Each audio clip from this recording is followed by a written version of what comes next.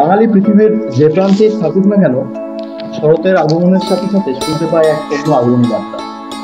আর দক্ষিণ ইংল্যান্ডের এই সাউদাম্পটন শহরও তার ব্যতিক্রম নয়। আজকে বাংলা পডকাস্টের প্রবাসের পূজা পরিক্রমায় আমরা চলে এসেছি হ্যাম্পশায়ার পূজা অ্যান্ড কালচারাল অ্যাসোসিয়েশনের সাথে কথা বলতে। আমাদের সাথে আছেন সুজিত সাহু, তন্ময় কুমার এবং দেবনারায়ণ পাঠক। নমস্কার আপনাদের সবাইকে। নমস্কার। এবং আপনাদের প্রত্যেককে জানাই শারদীয়ার আগাম প্রীতীয় শুভেচ্ছা।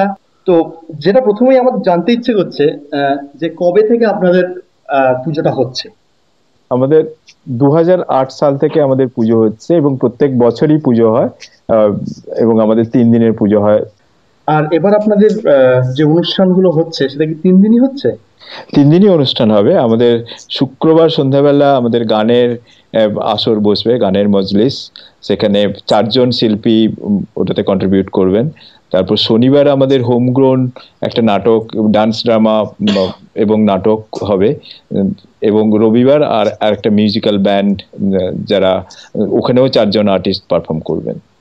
দেবনারায়ণ দার কাছে যাবো যে কিরকম লোক আপনারা আশা করছেন এবার, বা আপনারা কিরকম লোক দেখেন প্রতিবার?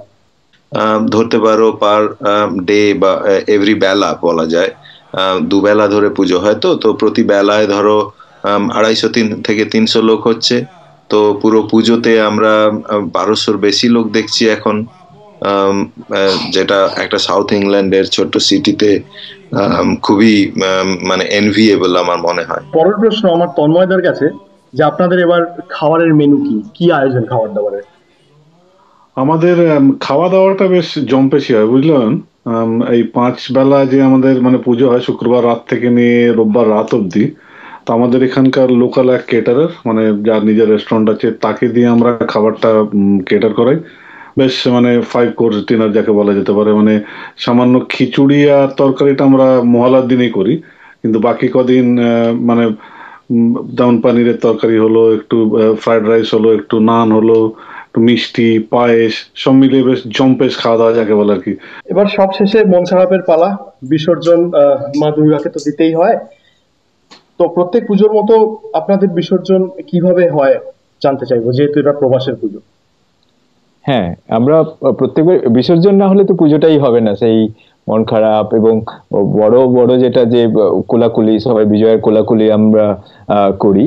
আর one of the main thing যেটা কলকাতার পুজোতে হয়, এখানেও হয়, যে আমাদের মহিলারা সব সিঁদুর খেলে।